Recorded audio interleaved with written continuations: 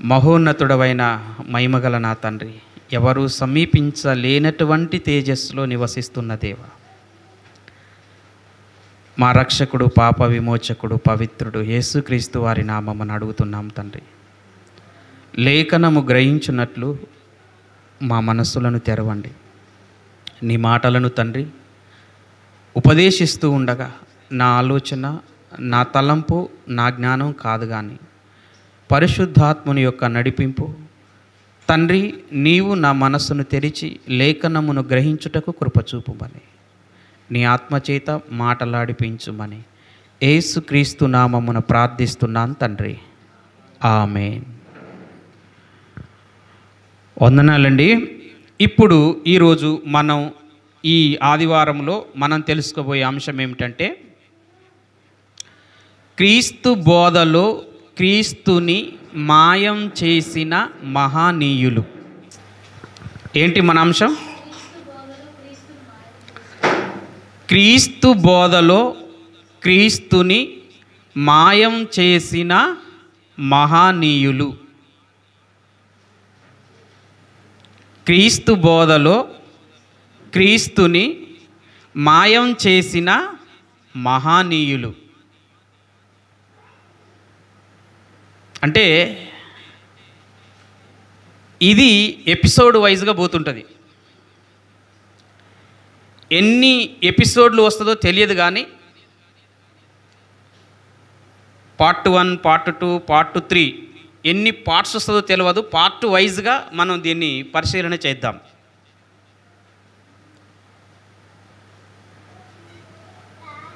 అంటే క్రీస్తు బోధలో క్రీస్తుని మాయం చేసిన మహనీయులు. అసలు క్రీస్తు బోధలో క్రీస్తు ఏమై ఉన్నాడు?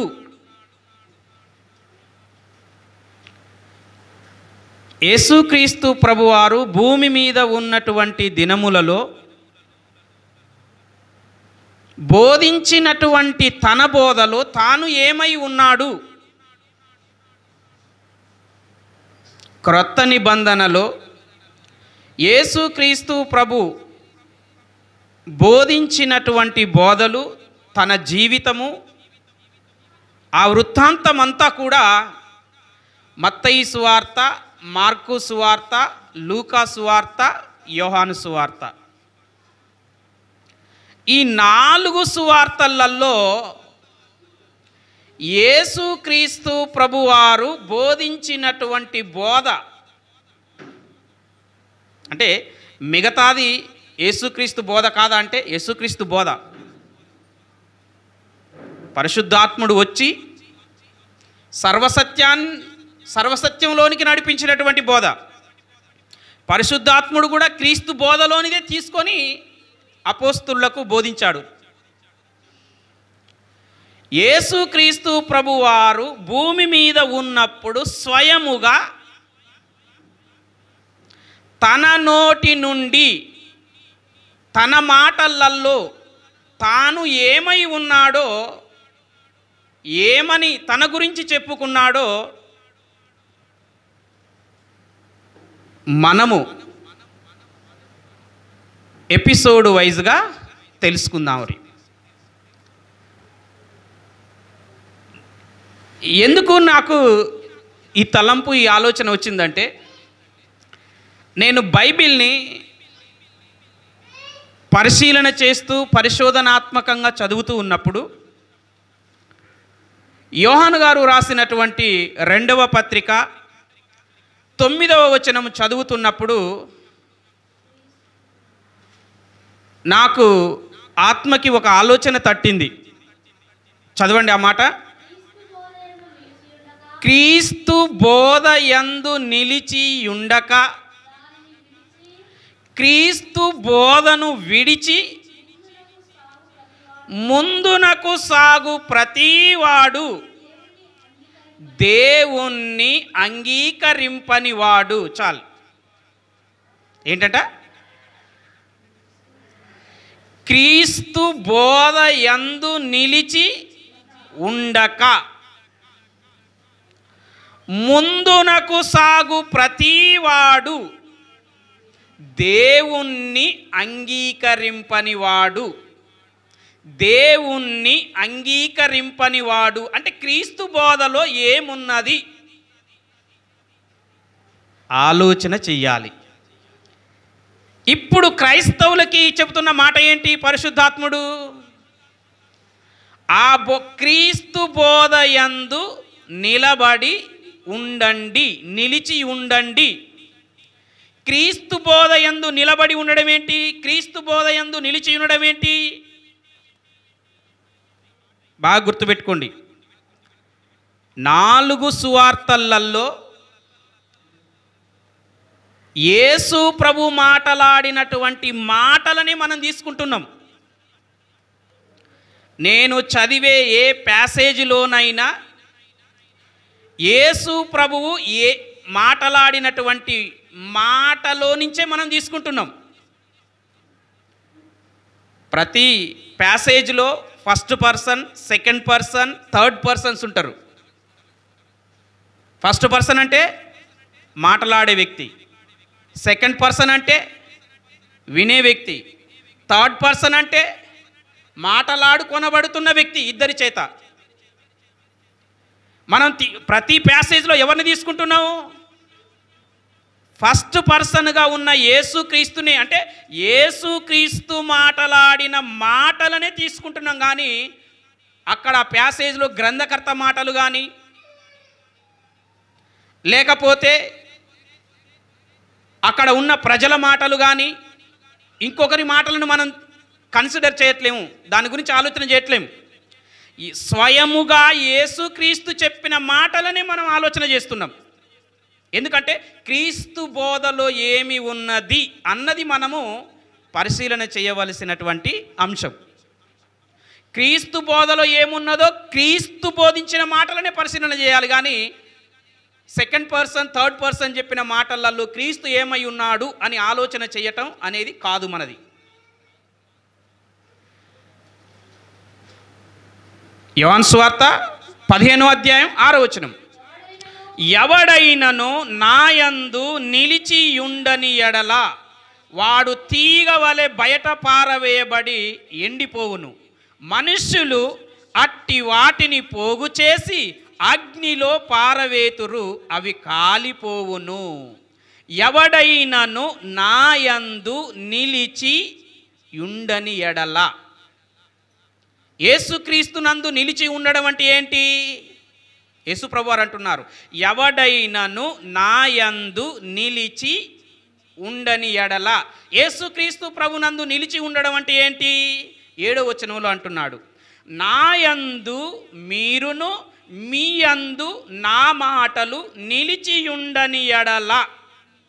అంటే యేసు ప్రభు నందు నిలిచి ఉండడం అంటే ఏంటి? ఆయన మాటలల్లో, యేసుక్రీస్తు మాటలల్లో, యేసుక్రీస్తు బోధలో నిలబడి ఉండడమే యేసుక్రీస్తు నందు నిలబడి ఉండటం. యేసుక్రీస్తు నందు నిలబడి ఉండడం అంటే అర్థం ఏంది? ఆయన మాటలు మన యందు ఉండడం, ఆయన మాటల యందు మనం నిలబడి ఉండడం, ఆయన బోధలో మనం నిలబడి ఉండడమే ఆయన యందు మనము నిలబడి ఉండటం. క్రీస్తు బోధలో ఏమై ఉన్నాడో, అంటే క్రీస్తు మాటల్లో క్రీస్తు ఏమై ఉన్నాడో ఆయన మాటల్లో నుంచే మనము తెలుసుకుందాం. క్రీస్తు బోధలో ఉన్న క్రీస్తునే ఈనాటి బోధకులు ఏం చేశారంటే కనుమరుగు చేసేశారు. క్రీస్తు బోధలో క్రీస్తు ఏమై ఉన్నాడు అంటే క్రీస్తుని,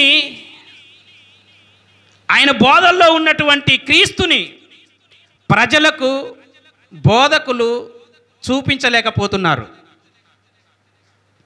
అది ఈ 4 సువార్తలలో ఆయన పలికిన మాటల్లో నుంచి మనం ఆయన ఏమై ఉన్నాడో అని తెలుసుకుందామని మనం గమనించాలి. ఒకసారి మనం దీన్ని అంశాల వైజ్గా మనం ఆలోచన చేద్దాం. క్రీస్తు మాటలో లేకపోతే క్రీస్తు బోధలో క్రీస్తు కలిగి ఉన్న అధికారాలు ఏమిటి? క్రీస్తు మాటలో లేకపోతే క్రీస్తు బోధలో క్రీస్తు కలిగి ఉన్న అధికారాలు ఏమిటి మనం ఆలోచన చేద్దాం. ఎందుకంటే క్రీస్తు బోధల్లోనే ఆయన అధికారం ఎలా ఉన్నది, ఆయన ఎలాంటి అధికారాన్ని కలిగి ఉన్నాడు అన్నది మనం ఆలోచన చేయాలి. మత్తయి సువార్త 9వ అధ్యాయం మనం ఆలోచన చేస్తే, మార్కు సువార్త 2వ అధ్యాయం 9వ వచనం మనం ఆలోచన చేస్తే, లూకా సువార్త 5వ అధ్యాయం 24వ వచనం మనం ఆలోచన చేస్తే, ఈ 3 సువార్తలలో నేను చెప్పినటువంటి ఈ అధ్యాయాలలో ఈ ప్యాసేజ్లో ఒకే సంఘటన గురించి ఉంటుంది. ఏంటా సంఘటన అంటే, లూకా సువార్త 5వ అధ్యాయం 24వ వచనములోనికి మనం వస్తే చూడండి ఒకసారి. ఏంటంటే ఇక్కడ ప్యాసేజ్ ఏంటంటే, ఇక్కడ ఒక మనుషుడు, ఈ ప్యాసేజ్లో ఉన్నది ఏంటంటే పక్షవాయువు గల ఒక మనుషుడు. ఒక మనుషునికి ఏమొచ్చిందంట? పక్షవాయువు గల ఒక మనుషుడు మంచం మీద యేసు ప్రభు దగ్గరికి మోసుకొని రావడం జరిగింది. మోసుకొని వచ్చినప్పుడు వారు యేసు ప్రభు దగ్గరికి వచ్చి ఆ వ్యక్తిని మోసుకొని వచ్చి యేసు ప్రభు ముందల దించినప్పుడు ఆయన మోసుకొచ్చిన వారి విశ్వాసాన్ని చూచి ఏమన్నాడు? మనుష్యుడా, నీ పాపములు క్షమింపబడి ఉన్నవి అన్నాడు యేసు ప్రభువారు. నీ పాపములు క్షమింపబడి ఉన్నవి అని అన్నాడు యేసు ప్రభువారు. అప్పుడు అక్కడ ఉన్నటువంటి శాస్త్రులు పరిసయ్యులు ఏమనుకున్నారు అంటే, ఇతడు దేవదూషణ చేస్తున్నాడు అని అనుకున్నారు. ఏ దూషణ? దేవదూషణ చేస్తున్నాడు అని అనుకున్నారు. ఎందుకు దేవదూషణ చేస్తున్నాడు అని అనుకున్నారు అంటే, దేవుడు ఒక్కడే తప్ప పాపములు క్షమించగలవాడు ఎవరు? అంటే పాపాలను క్షమించే అధికారం ఎవరిది? దేవునిది. పాపాలను క్షమించగలిగేది దేవుడు ఒక్కడే. యేసు ప్రభువారు ఆ పక్షవాయువు గల మనుష్యుని చూసి ఏమంటున్నాడు అంటే, మనుష్యుడా, నీ పాపములు క్షమింపబడి ఉన్నవి అని అంటున్నాడు. శాస్త్రులు పరిసయ్యులు వాళ్ళు ఏమనుకుంటున్నారు? ఇతడు దేవదూషణ చేస్తున్నాడు. ఎందుకంటే ఇతడు పాపములు క్షమించబడ్డవి అని అంటున్నాడు. ఇతడు దేవుడా. 24వ వచనం, అయితే పాపములు క్షమించుటకు భూమి మీద మనుష్య కుమారునికి అధికారము కలదని మీరు తెలుసుకొనవలెను. ఎవరు మాట్లాడుతున్న మాట ఇది? యేసుక్రీస్తు ప్రభువారు అక్కడ ఉన్న శాస్త్రులు పరిసయ్యులు ప్రజలతో మాట్లాడుతున్న మాట. ఏ మాట అంటే,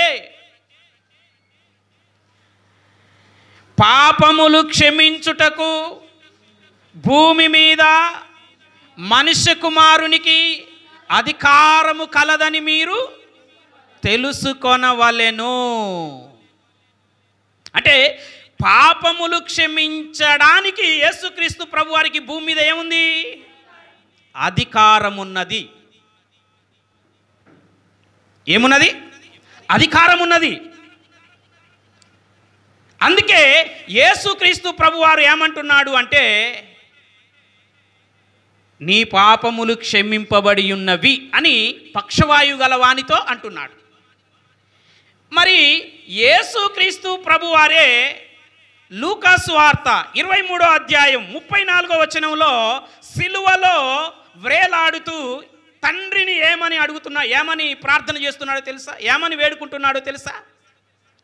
యేసు మాటలాడుతున్న మాట, తండ్రి వీరేమి చేయుచున్నారో వీరు ఎరగరు గనుక వీరిని క్షమించుము.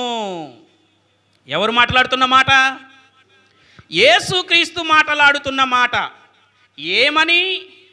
తండ్రి వీరు సిలువ చేస్తున్నటువంటి వీరేం చేస్తున్నారో వీరికి తెలవదు గనుక వీరిని ఏం చేయమంటున్నాడు?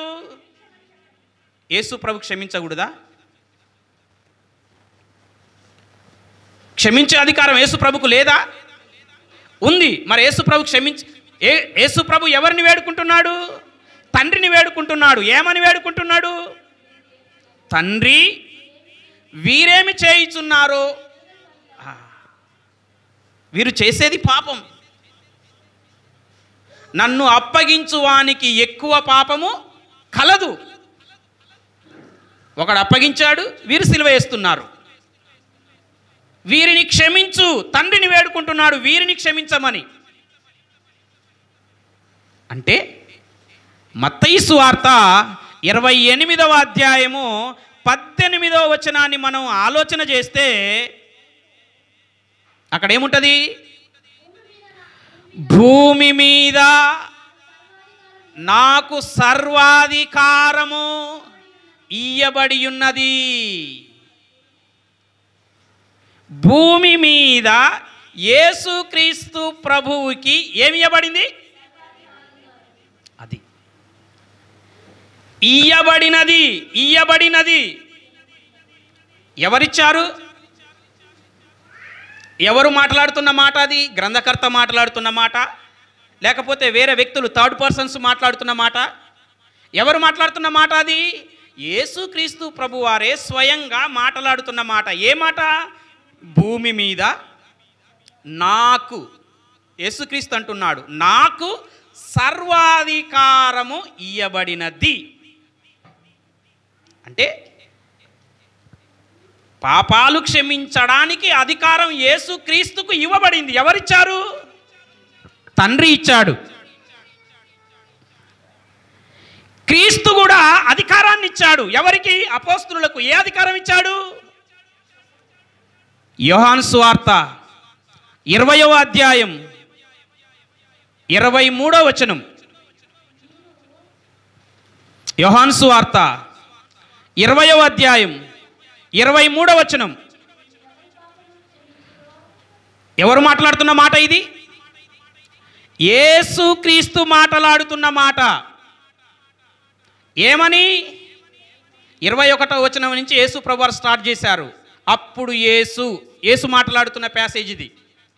23వ వచనంలో అంటున్నాడు, మీరు అపోస్తలులతో అంటున్నాడు, ఎవరి పాపములు క్షమింతురో అవి వారికి క్షమింపబడును, ఎవరి పాపములు మీరు నిలిచి ఉండనిత్తురో అవి నిలిచియుండునని శిష్యులతో చెప్పాడు. అంటే శిష్యులకు కూడా ఏం అధికారం ఉంది? పాపాలను క్షమించే అధికారం ఉంది, పాపాలను నిలిచి ఉండనిచ్చే అధికారం ఎవరిస్తున్నారు శిష్యులకి? ఎవరు మాట్లాడుతున్నారు? యేసుక్రీస్తు మాట్లాడుతున్నాడు. ఎవరితో మాట్లాడుతున్నాడు? శిష్యులతో మాట్లాడుతున్నాడు. ఏమని మాట్లాడుతున్నాడు? అధికారం గురించి మాట్లాడుతున్నాడు. ఏ అధికారం గురించి మాట్లాడుతున్నాడు?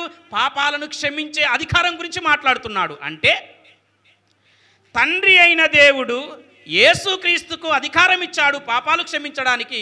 మరలా అదే అధికారం యేసుక్రీస్తు ఎవరికి ఇస్తున్నాడంటే శిష్యులకు ఇస్తున్నాడు. అంటే యేసుక్రీస్తు పాపాలను క్షమించాడు. అది ఎవరిని బట్టి అంటే తండ్రి అయిన దేవుడు తనకిచ్చిన అధికారాన్ని బట్టి క్షమించాడు. అపోస్తలులు పాపాలు క్షమించే అధికారం వారికి ఉన్నది అంటే వారికి ఎవరిచ్చారు? అది వారికి క్రీస్తు ఇచ్చాడు. అంటే అధికారం తండ్రి అయిన దేవుడు క్రీస్తుకిచ్చాడు, క్రీస్తు శిష్యులకిచ్చాడు. ఇంకో మాటను మనం ఆలోచన చేద్దాం.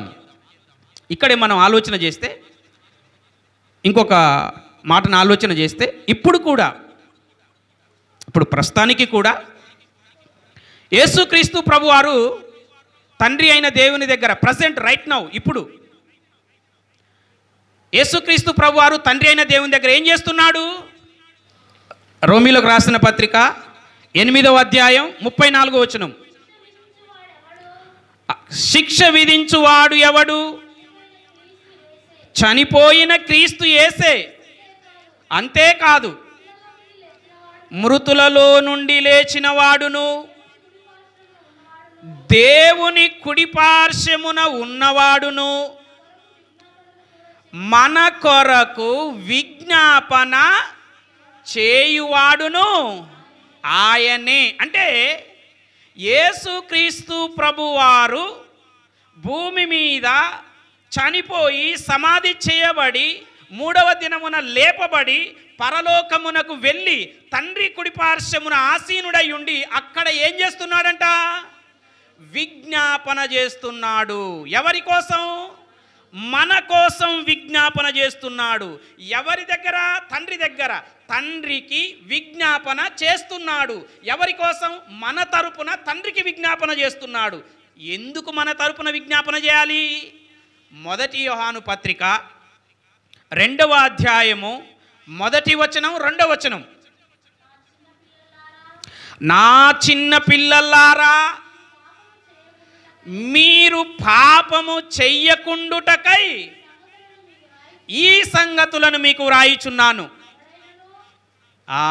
దేవుని బిడ్డలకు రాస్తున్నాడు. ఎవడైనను క్రైస్తవులలో ఎవడైనను పాపము చేసిన ఎడల నీతిమంతుడైన యేసుక్రీస్తు ఉత్తరవాది, ఆదరణకర్త, తండ్రి దగ్గర మనకు ఉన్నాడు. మన పాపములకు ప్రాయశ్చిత్తమై ఉన్నాడు. అంటే తండ్రి దగ్గర యేసుక్రీస్తు ప్రభువారు ఏం చేస్తున్నాడంటే, దేవుణ్ణి నమ్ముకున్నటువంటి బిడ్డలలో బాప్తిసం తీసుకున్నటువంటి వారు ఎవరైనా ఒకవేళ తప్పు చేస్తే యాక్సిడెంటల్గా, అన్ఎక్స్పెక్టెడ్గా తప్పు జరిగిపోతే ఏమని రాస్తున్నాడు? తండ్రి దగ్గర క్రీస్తు మన కోసం ఏం చేస్తున్నాడంట? విజ్ఞాపన. ఏమిటికి విజ్ఞాపన చేస్తున్నాడు? ఇలా చెప్పుకుంటూ పోతే చాలా ఉంటాయి. హెబ్రీయులకు రాసిన పత్రిక 7వ అధ్యాయం 25వ వచనంలో కూడా ఉంటుంది. అక్కడేమని ఉంటుందంటే, దేవుని దగ్గరికి వచ్చు వారి పక్షాన విజ్ఞాపనము చేయుటకు నిరంతరము జీవించుచున్నాడు. ప్రధాన యాజకుడుగా ఉన్నాడు. ఎవరు? యేసుక్రీస్తు ప్రభువారు. యేసుక్రీస్తు ప్రభువారు ఏమని చేస్తున్నాడు? విజ్ఞాపన. ఏమని విజ్ఞాపన చేస్తున్నాడు? ఇదిగో నా బిడ్డ తప్పు చేసింది, అయ్యా క్షమించు. ఎవరిని వేడుకుంటున్నాడు క్షమించమని? తండ్రిని వేడుకుంటున్నాడు. ఎవరు? యేసుక్రీస్తు పరలోకములో తండ్రి కుడిపార్శ్వాన ఉన్న యేసుక్రీస్తు భూమి మీద తన పిల్లలు చేసిన పాపములను బట్టి, అపరాధాలను బట్టి, మిస్టేక్స్ను బట్టి వారు పశ్చాత్తాపడినప్పుడు వారి పక్షాన యేసుక్రీస్తు తండ్రిని వేడుకుంటున్నాడు క్షమించమని. ప్రధాన యాజకుడుగా తన విధులను నిర్వర్తిస్తున్నాడు. అర్థమైందా? అంటే యేసుక్రీస్తు ప్రభువారు భూమి మీద మన పాపాలను మోసాడు. కలవరి శిలువలో మన పాపాలను మ్రాను మీద మోసాడు. తన రక్తం వలన మన పాపాలను కడిగాడు, మనలను క్షమించాడు, పరిశుద్ధులుగా పవిత్రులుగా తీర్చుతున్నాడు. ఎవరిని బట్టి? తండ్రి అయిన దేవుడు కుమారుడైన క్రీస్తుకిచ్చిన ఆజ్ఞను బట్టి, సంకల్పాన్ని బట్టి. అర్థమైందా? అంటే క్రీస్తుకు పాపాలు క్షమించే అధికారం, సర్వాధికారం ఎవరిచ్చారు? తండ్రి అయిన దేవుడు యేసుక్రీస్తు ప్రభువారికి ఇచ్చాడు. ఇది మనం ఎక్కడ చూసామంటే, స్వయముగా యేసుక్రీస్తు ప్రభువారు భూమి మీద ఉన్నప్పుడు తాను ఉపదేశించిన తన మాటలలో నుంచి మనము చూసినటువంటి మాటలు. రెండో పాయింట్,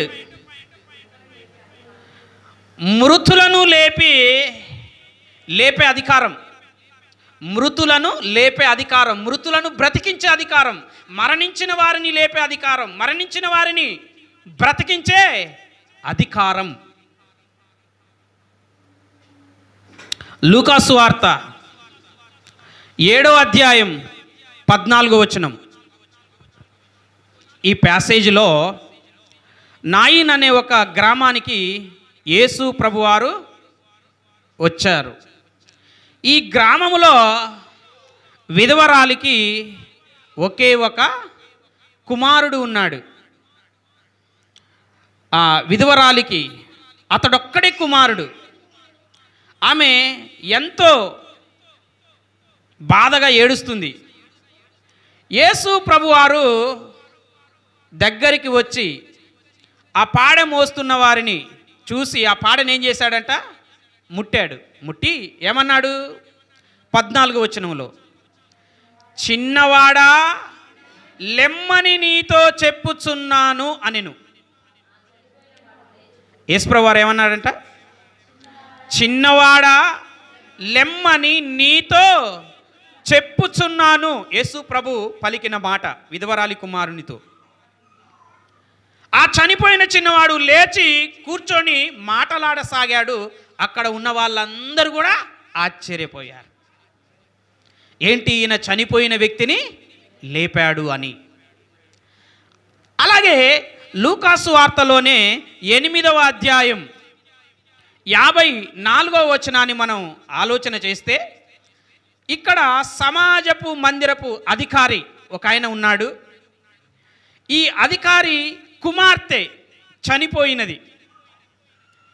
ఈ అధికారి యేసు ప్రభుని బ్రతిమలాడుతున్నాడు. అక్కడ ఉన్నవారేమో, బోధకుని మీరు శ్రమ పెట్టవద్దు, నీ కుమార్తె ఆల్రెడీ డెడ్, చనిపోయింది, కాబట్టి నువ్వు బోధకుని ఇబ్బంది పెట్టకూడదు అని అక్కడ ఉన్నవారు అనుకుంటున్నారు. కానీ యేసు ప్రభు వారు ఆమెతో ఏమన్నాడు, చిన్నదానా లెమ్మని చెప్పగా. యేసు ప్రభు పలికిన మాట, స్వయముగా పలికిన మాట ఏమని, చిన్నదానా లెమ్మని చెప్పగా ఆ చిన్నది లేచి కూర్చున్నదంట. వెంటనే యేసు ప్రభు వారు వారికి చెప్పాడు, ఈమెకు భోజనం పెట్టుడని చెప్పేశాడు. కానీ ఎలా లేపగలిగాడు? యోహాను సువార్త 5వ అధ్యాయము 21వ వచనాన్ని మనం చదువుకుంటే, తండ్రి మృతులను ఎలాగు లేపి బ్రతికించునో అలాగే కుమారుడును తనకు ఇష్టము వచ్చిన వారిని బ్రతికించును. ఏంటంట, యేసుప్రభు వారు ఏం మాట్లాడుతున్నాడు? తండ్రి మృతులను ఎలాగు లేపి బ్రతికించునో, ఎలాగు లేపి బ్రతికించునో అలాగే కుమారుడు తనకిష్టమైన వారిని ఏం చేస్తాడంట, లేపి అంటే తండ్రి ఎలా లేపి బ్రతికించాడు, నా తండ్రిలాగానే నాకిష్టమైన వారిని లేపుటకు ఎవరిచ్చారు ఇది? ఎలా లేపాడు? నాయనను గ్రామములో విధవరాలి కుమారుణ్ణి, అలాగే సమాజపు మందిరపు అధికారి కుమార్తెను ఎలా లేపాడు యేసుక్రీస్తు ప్రభువారు? యోహాను సువార్త 11వ అధ్యాయంలో లాజరు గారు చనిపోయారు. లాజరు గారు చనిపోయినప్పుడు, నిద్రిస్తూ ఉన్నప్పుడు మరణాన్ని నిద్రగా యేసు ప్రభువారు చెప్పారు. అక్కడ 42వ వచనానికి వచ్చినప్పుడు యేసు ప్రభువారు మాట్లాడుతున్న మాట చూడండి. ఏమంటున్నాడు? యేసు ప్రభు పలుకుతున్న మాట, నీవు ఎల్లప్పుడూ, మీరు పైన 41వ వచనాన్ని చూస్తే, యేసు కన్నులు పైకెత్తి ఏమన్నాడు? తండ్రి నీవు నా మనవి వినినందుకు నీకు కృతజ్ఞతాస్తుతులు చెల్లించుచున్నాను. నీవు ఎల్లప్పుడూ నా మనవి వినుచున్నావని నేనెరుగుదును. అంటే ఎల్లప్పుడూ ఎల్లప్పుడూ, ఇప్పుడు మాత్రమే కాదు, లాజరును లేపేటప్పుడు మాత్రమే కాదు, ఎల్లప్పుడూ తండ్రి నీవు నా మనవి అంటే నా విన్నపం, నా ప్రార్థన నువ్వు ఆలకిస్తున్నావని నేను ఎరుగుదును. ఆ విధవరాలి కుమారుణ్ణి సమాజ మందిరపు అధికారి యేసు ప్రభు ఎలా లేపాడు? ఎవరు మనవి ఆలకించింది? తండ్రి. ఎల్లప్పుడూ ఆలకించుతున్నావని నేను ఎరుగుదును, అలాగే నువ్వు నా ద్వారా క్రియ చేస్తున్నావని ఇక్కడ ఉన్న వాళ్ళు నమ్మాలి. వీరి నిమిత్తం తండ్రి నేను నీకు ప్రార్థిస్తున్నాను అని ఏమన్నాడు? లాజరు బయటకి రమ్మని చెప్పాడు. వెంటనే లాజరు ఏం చేశాడు? చనిపోయిన లాజరు బ్రతికిన వాడై సమాధిలో నుండి బయటకు వచ్చాడు. ఎవరు లేపారు? యేసుక్రీస్తు లేపాడు. ఎవరిని బట్టి? ఎవరిచ్చారు అది? తండ్రి. నా మనవి ఎప్పుడూ ఆలకిస్తున్నావు, నా విన్నపం, నా ప్రార్థనను ఆలకిస్తున్నావు. ఇప్పుడు కూడా వీరి నిమిత్తం నీకు బహిరంగంగా ప్రార్థన చేస్తున్నా. మరి అక్కడ ప్రార్థన చేయలేదు కదా? వీళ్ళు నమ్మట్లేరు తండ్రిని. తండ్రి నా ద్వారా క్రియలు చేస్తున్నాడని వీళ్ళు నమ్మునట్లు తండ్రికి బహిరంగంగా ప్రార్థన చేస్తూ కృతజ్ఞతాస్తుతులు చెల్లిస్తున్నాడు. ఎల్లప్పుడూ నువ్వు నా మాట వింటున్నావు, నా మనవి ఆలకిస్తున్నావు. అంటే మృతులను తండ్రి లేపినట్టుగా ఎవరు లేపుతున్నారు? కుమారుడు తండ్రి లేపినట్టే కుమారుడు తనకిష్టమైన వారిని లేపేటట్టు ఎవరిచ్చారు అధికారాన్ని? తండ్రి ఇచ్చాడు. తండ్రి కుమారునికి ఇచ్చాడు. కుమారుడు ఎవరికి ఇచ్చాడు? మత్తయి సువార్త 10వ అధ్యాయం 8వ వచనం. మత్తయి సువార్త 10వ అధ్యాయం 8వ వచనం. యేసు ప్రభువారు శిష్యులను సువార్త పనిలోనికి, గ్రామాలలోనికి, పట్టణాలలోనికి పంపుచూ వారికి ఇచ్చిన అధికారాన్ని చదవండి. శిష్యులకు చెప్తున్నాడు యేసు ప్రభువారు, రోగులను స్వస్థపరుచుడి, చనిపోయిన వారిని లేపుడి, కుష్ఠరోగులను శుద్ధులుగా చేయుడి, దయ్యములను వెళ్ళగొట్టుడి, ఉచితముగా పొందితిరి, ఉచితముగా ఇచ్చేయండి. ఏం చెప్తున్నాడు? చనిపోయిన వారిని లేపుడి. ఎవరు చెప్తున్నారు ఈ మాట? యేసుక్రీస్తు చెబుతున్న మాట. ఎవరికి చెప్తున్నాడు? శిష్యులకు చెప్తున్నాడు. ఏ అధికారం ఇచ్చాడు? లేపే అధికారం ఇచ్చాడు. ఎవరికి ఇచ్చాడు? అపోస్తులకు ఇచ్చాడు. ఏ అధికారం? చనిపోయిన వారిని అపోస్తులు లేపేటట్టుగా అపోస్తులకు అధికారం ఎవరిచ్చారు? క్రీస్తు ఇచ్చాడు. క్రీస్తుకు ఎవరిచ్చారు? తండ్రి ఇచ్చాడు. మరి శిష్యులు ఎవరిని లేపారు? కొంతమందిని లేపారు. మీరు అపోస్తుల కార్యంలోనికి వెళితే అపోస్తుల కార్యం 9వ అధ్యాయంలో 40వ వచనంలో ఆ ప్యాసేజ్లో ఒక మంచి పరిశుద్ధురాలైనటువంటి ఒక ఆమె చనిపోయింది. తబిత, దోర్కా ఆమె పేరు. తబిత చనిపోయింది. ఆ తబిత చనిపోయినప్పుడు ఆ శవానికి స్నానం చేయించి మంచిగా ఆ మేడగదిలో పెట్టారంట. ఎవరి రాక కోసం ఎదురు చూస్తున్నారు అక్కడ ఉన్నటువంటి పరిశుద్ధులు? పేతురు రాకడ కోసం. పేతురు వచ్చి ఏమన్నాడు? తబిత లెమ్మనగా ఆమె కన్నులు తెరిచి లేచి కూర్చుండెను. ఎవరు లేపారు చనిపోయినామను? పేతురు లేపాడు. పేతురు ఎలా లేపగలిగాడు? పేతురుకు ఎవరిచ్చారు? మృతులను లేపే అధికారం క్రీస్తు ఇచ్చాడు. క్రీస్తుకు ఎవరిచ్చారు? తండ్రి ఇచ్చాడు. అంటే మృతులను లేపే అధికారము ఎవరిచ్చారు? ఎవరిచ్చారు? తండ్రి ఇచ్చారు. అంటే మీరు చూడండి ఈ సీక్వెన్స్, ఈ క్రమం ఎలా ఉన్నదో చూడండి. ఎన్ని పాయింట్లు చూసుకున్నాం? ఏ పాయింట్? మొదటి పాయింట్ చెప్పండి. పాపమును క్షమించే అధికారము తండ్రి క్రీస్తుకిచ్చాడు. రెండవది, మృతులను లేపే అధికారం ఎవరిచ్చారు? తండ్రి అయిన దేవుడు క్రీస్తుకిచ్చాడు, క్రీస్తు అపోస్తులకు ఇచ్చాడు. మూడో పాయింట్ ఏం పాయింట్? తీర్పు తీర్చే అధికారం, తీర్పు తీర్చే అధికారం. యేసుక్రీస్తు ప్రభువారు తీర్పు తీర్చే అధికారం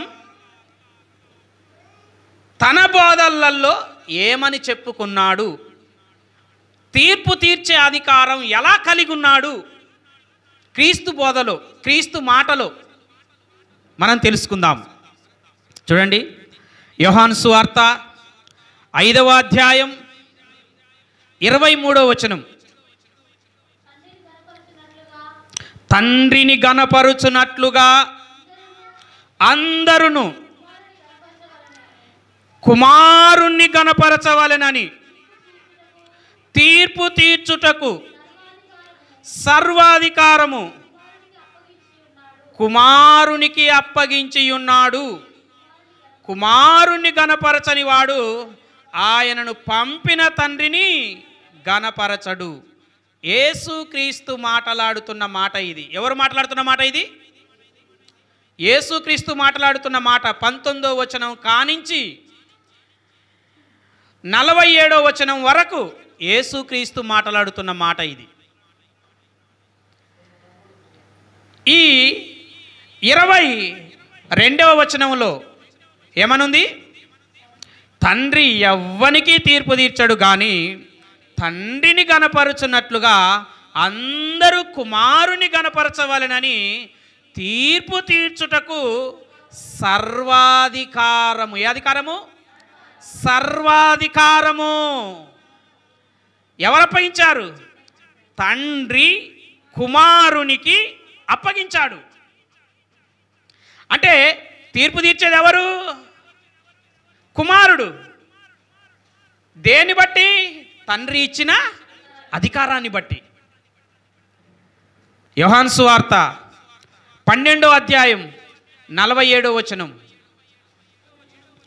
ఎవడైనను, ఎవరు మాట్లాడుతున్న మాట ఇది? యేసుక్రీస్తు మాట్లాడుతున్న మాటలు. మనం గుర్తుపెట్టుకోండి, యేసుక్రీస్తు మాట్లాడుతున్న మాటలను మాత్రమే మనం పరిశీలన చేస్తున్నాం. ఇంకొకరు మాట్లాడుతున్న మాటలను మనం ఆలోచన చేయడం లేదు. వారి మాటలను బట్టి మనం డిసైడ్ చేయడం లేదు. ఇతరులు మాట్లాడిన మాటలను మనం పరిగణనలోనికి తీసుకోవడం లేదు. యేసుక్రీస్తు పలికిన మాటలను మాత్రమే మనం పరిశీలన చేస్తున్నాం.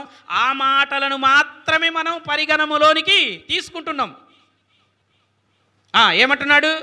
ఎవడైనను నా మాటలు వినియు నా మాటలను గైకొనకుండిన యెడల నేను అతనికి తీర్పు తీర్చను.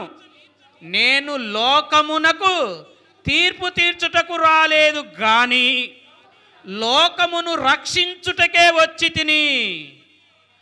నన్ను నిరాకరించి నా మాటలను అంగీకరింపని వానికి తీర్పు తీర్చు వాడు ఒకడు కలడు. ఆ ఒకడు ఎవరంటే నేను చెప్పిన మాటయే అంత్యదినమందు వానికి తీర్పు తీర్చును. చూసావా? ఏంటట? నన్ను నిరాకరించి నా మాటలు వినని వానికి తీర్పు తీర్చేవాడు ఒకడు ఉన్నాడు. ఆయన ఎవరంట? అంత్యదినమున ఎవరో కాదు. ఎవరు తీర్పు తీర్చేది? నా మాటయే వానికి తీర్పు తీర్చును. అంటే ఈయనే మరొక వ్యక్తిగా మాట్లాడుకుంటున్నాడు. తీర్పు తీర్చువాడు ఒకడు గలడు. ఎవరంట? ఆయన ఎవరో కాదు, నేను చెప్పిన మాటయే వానికి అంత్యదినమున తీర్పు తీర్చును. ఈ మాట ఎక్కడిది? క్రీస్తు మాటలాడిన మాటలు క్రీస్తు మాటలా తండ్రి మాటలాయి? ఎవరు మాటలమ్మాయి? 49వ వచనంలో, ఏలయనగా నా అంతట నేను మాటలాడలేదు, నేను ఏమి మాటలాడవలెనో ఆ మాటలను గూర్చి నన్ను పంపిన తండ్రియే నాకు. అర్థమైందా ఇక్కడ లాజిక్? నేను తీర్పు తీర్చను, తీర్పు తీర్చే ఒకడు గలడు, ఆయన ఎవరంటే నా మాట వానికి తీర్పు తీరుస్తుంది. ఆ మాట ఎవరిదంట? నా మాట. మళ్ళా నా అంతటా నేనేమి మాట్లాడలేదు, ఆ తండ్రి మాట. చూసావా ఎక్కడికి పోయింది తీర్పు? ఎక్కడికి పోయింది? తండ్రి తీర్పు తీర్చే మాట క్రీస్తుకి ఇస్తే క్రీస్తు ఆ మాటను బట్టి తీర్పు తీరుస్తున్నాడు. అంటే తండ్రి కుమారుని ద్వారా తీర్పు తీరుస్తున్నాడు. అర్థం కాకపోతే ఇంటికి పోయినాక 10 సార్లు చదువుకోండి. ఒక మాట తీర్పు తీరుస్తుంది, ఆ మాట నేను చెప్పిన మాటే వానికి తీర్పు తీరుస్తుంది, ఆ మాట నాది కాదు, ఆ మాట తండ్రిది అన్నాడు. మళ్ళా అంటే తండ్రి మాటను బట్టి క్రీస్తు మనకు తీర్పు, లోకానికి తీర్పు తీరుస్తున్నాడు. ఎవరికైనా. మత్తయి సువార్త 19వ అధ్యాయం 28వ వచనం. మత్తయి సువార్త 19వ అధ్యాయం 28వ వచనం. యేసు వారితో ఇట్లనెను. ఎవరితో? శిష్యులతో అంటున్న మాట. ఏమంటున్నాడు శిష్యులతో? ప్రపంచ పునర్జనన మందు. ఎప్పుడు ప్రపంచ పునర్జన్మ? పునర్జన్మ అంటే ఏంటిదమ్మా అసలు? పునర్జన్మ, రెండవ జన్మ అంటే ఏంటిది? బాప్తిసం. అంతే. ఇక బాప్తిసం ఎప్పుడు ప్రారంభమైంది? పెంతెకొస్తు దినాన ప్రపంచ పునర్జన్మ ప్రారంభ స్థితి. ఎప్పుడైంది? పెంతెకొస్తు పండుగ దినాన పరిశుద్ధాత్ముడు దిగిండు, అప్పుడే పాపక్షమాపణ నిమిత్తం బాప్తిసం ప్రారంభమైంది. అంతే కదా? అప్పుడనమాట ప్రపంచ పునర్జనన మందు మనుష్య కుమారుడు తన మహిమగల సింహాసనమునందు ఆసీనుడై ఉన్నప్పుడు. అంటే పెంతెకొస్తు పండుగ దినం అప్పుడు పరిశుద్ధాత్ముడు భూమి మీదకి దిగినప్పుడు యేసుక్రీస్తు ప్రభువారు ఎక్కడ ఉన్నారు? పరలోకంలో తండ్రి దగ్గర సింహాసనం మీద ఆసీనుడై ఉన్నాడు. అప్పుడు ఏమంటున్నాడు? నన్ను వెంబడించిన మీరు 12 మంది అపోస్తులు సింహాసనము మీద ఆసీనులై ఇశ్రాయేలు 12 గోత్రముల వారికి తీర్పు తీర్చుదురు. ఎప్పుడు తీర్పు తీర్చారు? పెంతెకొస్తు పండుగ దినమున పరిశుద్ధాత్ముడు వచ్చినప్పుడు. ఎన్ని వేల మంది బాప్తిసం తీసుకున్నారు? 3000 మంది బాప్తిసం తీసుకున్నారు. ప్రపంచ పునర్జనన స్థాపనది. అప్పుడు ఈ 12 మంది 12 గోత్రాల వారికి ఏం తీర్పు తీరుస్తున్నారు? నమ్మి బాప్తిసం పొందితే రక్షణ, నమ్మి బాప్తిసం పొందకపోతే శిక్ష. తీర్పు తీరుస్తలేరా? యేసుక్రీస్తుని సొంత రక్షకునిగా అంగీకరించి దేవుడు ఆయనను లేపెనని నీ హృదయములో విశ్వసించి మారు మనసు పొంది క్రీస్తు ప్రభుని రక్షకునిగా ఒప్పుకొని, ప్రభుగా ఒప్పుకొని బాప్తిస్మము పొందితే నీవు రక్షింపబడుదువు. క్రీస్తుని దేవుని కుమారుడని నువ్వు అంగీకరించి విశ్వసించి బాప్తిసం పొందితే నీవు రక్షణ పొందుతావు. ఒకవేళ బాప్తిసం పొందకపోతే, నీ పాపాలను కడిగి వేసుకోకపోతే శిక్షకు గురవుతావు, నిత్య అగ్నిగుండానికి గురవుతావు. అంటే తీర్పు తీరుస్తున్నారు ఎవరు?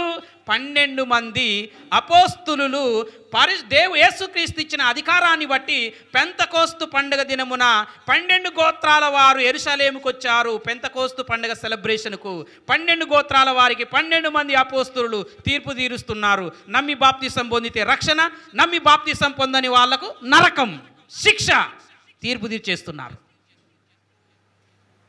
ఇంకా ప్రకటన గ్రంథం 2వ అధ్యాయం 26వ వచనాన్ని మనం ఆలోచన చేస్తే అక్కడ ఏముంటుందో తెలుసా? నేను, ఎవరు మాట్లాడుతున్న మాట అది? యేసుక్రీస్తు మాట్లాడుతున్న మాట. నేను నా తండ్రి వలన అధికారము పొందినట్టు జయించుచు అంతం వరకు నా క్రియలను జాగ్రత్తగా చేయువానికి జనుల మీద, చూడండి, తీర్పు తీర్చే అధికారం తండ్రి ఎవరికి ఇచ్చాడు? క్రీస్తుకి ఇచ్చాడు. క్రీస్తు ఎవరికి ఇచ్చాడు? అపోస్తులకు ఇచ్చాడు. మీకు అర్థమైందా? ఒకటి, పాపాలు క్షమించే ఆ సర్వాధికారం తండ్రి క్రీస్తుకి ఇచ్చాడు, క్రీస్తు అపోస్తులకు ఇచ్చాడు. మృతులను లేపి బ్రతికించే అధికారం తండ్రి క్రీస్తుకి ఇచ్చాడు, క్రీస్తు అపోస్తులకు ఇచ్చాడు. తీర్పు తీర్చే అధికారం తండ్రి క్రీస్తుకి ఇచ్చాడు, క్రీస్తు అపోస్తులకు ఇచ్చాడు. అంటే ఈ భాగంలో ఎవరు చెప్పారు ఇది? యేసుక్రీస్తు పలికిన మాటలలో నుంచి మనం ఆలోచన చేస్తున్నామా? వేరే వ్యక్తులు చెప్పిన మాటలను ఆధారం చేసుకొని మనం డిసైడ్ అవుతున్నామా? యేసుక్రీస్తు స్వయముగా పలికిన మాటలను ఆధారం చేసుకొని పరిశీలన చేసిన మాటలు ఇవి. ఇంకా చాలా ఉన్నవి, ఎన్ని ఎపిసోడ్ వైజ్గా పోతుందో తెలియదు, కానీ మంచి అంశం ఇది. అంటే యేసుక్రీస్తు ఏమై ఉన్నాడో నువ్వు తెలుసుకోవాలి. అసలు యేసుక్రీస్తు ఏమై ఉన్నాడో కూడా తెలియదు చాలామందికి.